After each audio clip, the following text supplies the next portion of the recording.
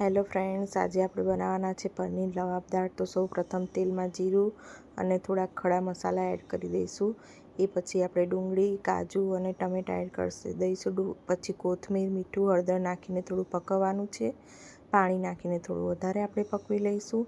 ત્યાં સુધી આપણે પનીરને મેરિનેટ કરી લઈએ। તો સૌ પ્રથમ મીઠું, મરચું, થોડી હળદર એડ કરી દઈશું અને થોડોક ઉપરથી કસૂરી મેથી, પછી એને ફ્રાય કરી લેવાનું છે, રોસ્ટ કરી લેવાનું છે।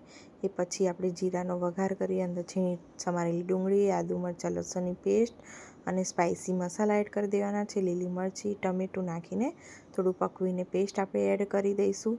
એ પછી થોડુંક આપણે તેલ છૂટું પડે ત્યાં સુધી પકવવાનું છે। પછી ગ્રેટેડ પનીર, પછી નાખવાનું છે કસૂરી મેથી, કેચઅપ, થોડો ગરમ મસાલો, કિચન કિંગ મસાલો નાખવો અને ક્રીમ નાખીને રેડી કરી લેવું। તો રેડી છે આપણું પનીર લવાબદાર। અને લાસ્ટમાં બટર એડ કરવાનું ભૂલવું